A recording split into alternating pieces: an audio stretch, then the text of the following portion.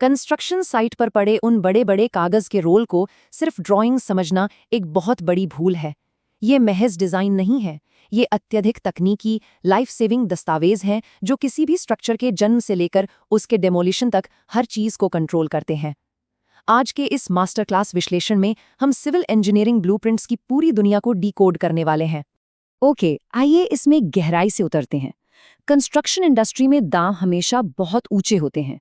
कल्पना करें, ब्लूप्रिंट पर एक गलत पढ़ी गई डायमेंशन या दो अलग अलग डिजाइन्स के बीच एक अनदेखा किया गया क्लैश एक मैसिव स्ट्रक्चरल फेलियर या करोड़ों की वित्तीय बर्बादी का कारण बन सकता है। एक छोटी सी चूक का सीधा सा मतलब है कि कोई कॉलम अपनी सही जगह से खिसक गया या भारी मशीनरी के लिए जगह ही नहीं बची। इसलिए इन ब्लूप्रिंट्स को सही ढंग से पढ़ना महज एक स्किल नहीं, बल्कि एक बहुत बड़ी जिम्मेदारी है। इस विश्लेषण में हम 6 मुख्य चैप्टर से गुजरेंगे। पहले, ड्राइंग के 4 स्तंभ। फिर लीगल प्लान्स और वर्किंग रियलिटी के बीच का अंतर। उसके बाद आईएस कोड्स, सेफ्टी और क्लैश मिटिगेशन। फिर डेमोलिशन का विज्ञान। इसके बाद ऑपरेशन और मेंटेनेंस, और अंत में बड़े पैमाने पर हेवी इंफ्रास्ट्रक्चर। हर एक टेक्निकल शिफ्ट को बहुत ही लॉजिकली ब्रेक डाउन किया जाएगा। तो चलिए शुरू करते हैं चैप्टर 1 से, ड्राइंग के 4 स्तंभ यानी एक इमारत की एनाटॉमी। इस कॉन्सेप्ट को ह्यूमन बॉडी के साथ जोड़कर बहुत आसानी से समझा जा सकता है। आर्किटेक्चरल ड्राइंग्स एक तरह से इमारत की स्किन और अपीयरेंस हैं। ये तय करती हैं कि जगह कैसी दिखेगी। स्ट्रक्चरल ड्राइंग्स इमारत का स्केलेटन है, जो फाउंडेशन, कॉलम्स और बीम्स के रूप में सारा लोड संभालती हैं। और एमईपी यानी मैकेनिकल, इलेक्ट्रिकल और प्लम्बिंग ड्राइंग्स इमारत के नर्वस और सर्कुलेटरी सिस्टम की तरह काम करती हैं, जो पानी, बिजली और हवा का फ्लो सुनिश्चित करती हैं। और अंत में आती हैं एग्जीक्यूशन और रिकॉर्ड ड्राइंग्स, जो ये पक्का करती हैं कि जो कागज पर डिजाइन हुआ है कंस्ट्रक्शन साइट पे बिल्कुल वैसा ही बने। अब बढ़ते हैं चैप्टर 2 की तरफ, सैंक्शन प्लान्स बनाम जीएफसी यानी कानूनी कागजात और कंस्ट्रक्शन रियलिटी के बीच का भारी कंट्रास्ट। सरकार और कानूनी निकायों के लिए तैयार की गई सबमिशंस या परमिट ड्राइंग्स का मुख्य उद्देश्य ये साबित करना होता है कि इमारत स्थानीय नियमों का पालन करती है। ये विशुद्ध रूप से एक लीगल आर्गुमेंट है। दूसरी ओर गुड फॉर कंस्ट्रक्शन या जीएफसी ड्राइंग्स बिल्कुल अलग होती हैं। ये साइट इंजीनियर्स और मिस्त्रियों के लिए फील्ड इंस्ट्रक्शंस का एक एब्सोल्यूट सेट होती हैं। एक ही इमारत के लिए कागज का उद्देश्य इस बात पर पूरी तरह बदल जाता है कि उसे पढ़ कौन रहा है। नाउ यहाँ जो सबसे दिलचस्प बात है वो है एरिया स्टेटमेंट। एग्जीक्यूशन ड्राइंग्स के विपरीत कानूनी अथॉरिटीज इस मैथमेटिकल कैलकुलेशन की सबसे बारीकी से जांच करती हैं। FAR या FSI ये साबित करता है कि बिल्डर ने तय सीमा से अधिक निर्माण नहीं किया है। अगर ये कैलकुलेशन थोड़ी सी भी गलत होती है तो पूरी परियोजना को कानूनी तौर पर हमेशा के लिए रोका जा सकता है। लेकिन ध्यान देने वाली बात यह है कि जब साइट पर असली काम शुरू होता है तो सबसे क्रिटिकल दस्तावेज सेंटरलाइन ग्रिड लेआउट प्लान बन जाता है। ये X और Y ग्रिड लाइंस स्थापित करता है। साइट इंजीनियर्स को यहाँ बहुत सतर्क रहना पड़ता है। यदि कोई इंजीनियर गलती से लीगल परमिट वाले प्लान के आधार पर खुदाई शुरू कर दे और इस सटीक एग्जीक्यूशन ड्राइंग को नज़रअंदाज कर दे, तो कॉलम्स अपनी जगह से खिसक सकते हैं और पूरा प्रोजेक्ट वहीं के वहीं ठप हो सकता है। चैप्टर 3 आईएस कोड्स, सेफ्टी और क्लैश मिटिगेशन। यह चरण भारी गलतियों को रोकने के लिए एब्सोल्युटली क्रूशल है। जीएफसी ड्राइंग्स में दिए गए जनरल नोट्स महज सुझाव नहीं होते, वे इन विशिष्ट आईएस कोड्स द्वारा अनिवार्य किए गए कड़े नियम हैं। उदाहरण के लिए IS 456 एक्सप्लिसिटली तय जाता है कि कंक्रीट और रीइंफोर्समेंट डिटेलिंग कैसे होगी। IS 800 स्ट्रक्चरल स्टील वर्क और बोल्ट टॉलरेंसेस की सटीकता निर्धारित करता है।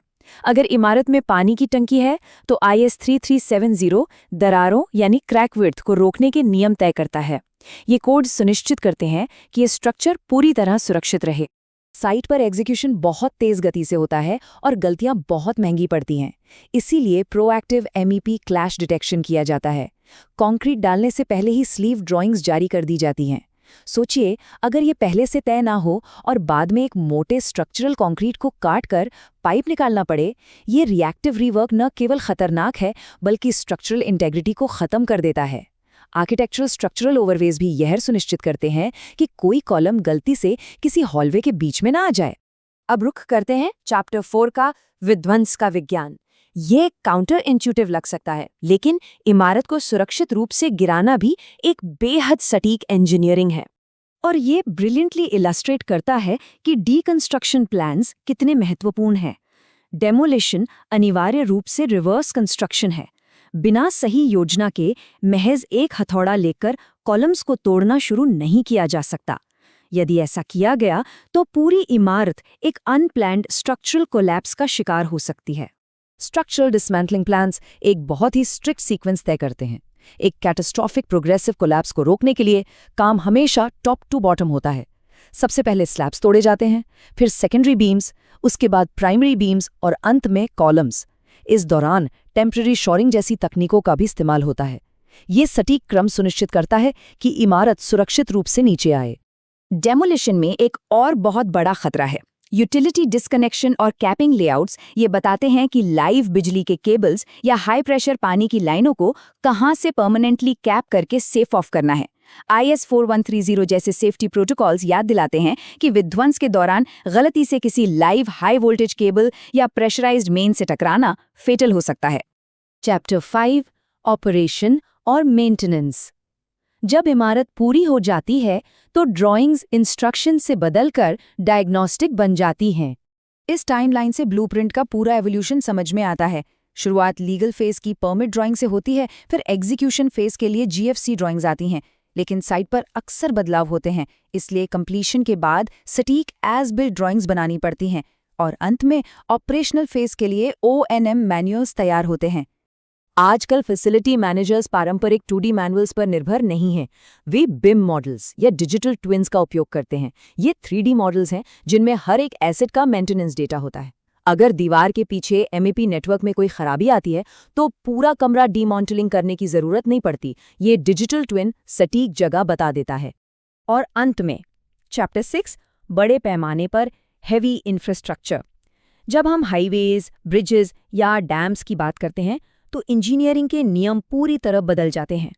इमारतों में इस्तेमाल होने वाले लोकलाइज्ड XY ग्रिड की जगह यहाँ लीनियर प्रोग्रेशन का उपयोग होता है। इसे चेनेज या स्टेशंस कहते हैं। यह रैखिक दूरी के निशान होते हैं जो मीलों तक फैले इंफ्रास्ट्रक्चर के मैसिव लोड डिस्ट्रीब्यूशन और अलाइनमेंट को मैप करते हैं। इन भारी परियोजनाओं के लिए एक स्पेशलाइज्ड ड्राइंग फॉर्मेट होता है जिसे प्लान एंड प्रोफाइल शीट्स कहते हैं। इसका ऊपरी आधा हिस्सा बर्ड्स आई व्यू यानी प्लान अलाइनमेंट दिखाता है, जबकि निचला हिस्सा सेंटर लाइन के साथ वर्टिकल प्रोफाइल एलिवेशन को दर्शाता है। ये सब ग्लोबल GIS कोऑर्डिनेट्स और मीन सी लेवल एलिवेशन से गहराई से जुड़ा होता है। मीलों तक फैले टेरेन को मैनिपुलेट करने के लिए जियो टेक्निकल इंटीग्रेशन का भारी उपयोग होता है। कॉन्टूर मैपिंग से अनइवन टेरेन को समझा जाता है। हर कुछ मीटर पर अर्थवर्क का आकार देखने के लिए क्रॉस सेक्शंस लिए जाते हैं और एम्बेडेड बोरहोल लॉग्स की मदद से ब्रिज पियर्स को मिट्टी के सही स्ट्रॉटा यानी परत के साथ विजुअली अलाइन किया जाता है। So the crucial point is, भारी बुनियादी ढांचे में आर्किटेक्चरल फिनिशेस को नजरअंदाज कर दिया जाता है। यहाँ पूरा ध्यान फ्लूइड डायनामिक्स और टोपोग्राफिकल रियलिटी पर होता है। हाइड्रोलिक प्रोफाइल्स, HGL यानी हाइड्रोलिक ग्रेड लाइन और फुल रिजर्वॉयर लेवल का उपयोग करके संरचनात्मक ऊंचाइयों को तय करते हैं, जो किसी स्टैंडर्ड बिल्डिंग ड्राइंग में पूरी तरह से एब्सेंट होते हैं। तो अंत में ये मास्टर क्लास हमें एक बहुत ही गहरे सवाल पर लाकर छोड़ती है। यदि ब्लूप्रिंट्स किसी संरचना के लीगल इंसेप्शन से लेकर उसके फिजिकल डेमोलिशन तक हर चीज को मेटिकुलसली गवर्न करते हैं, तो हमारे आसपास के इन दीवारों में अभी कौन सी छिपी हुई इंजीनियरिंग नैरेटिव्स दर्ज हैं? अगली बार जब कोई इमारत देखें तो याद रखें कि उस कंक्रीट के पीछे कागजों पर बुनी गई एक पूरी विज्ञान की दुनिया है जो उसे खामोशी से संभाले हुए है।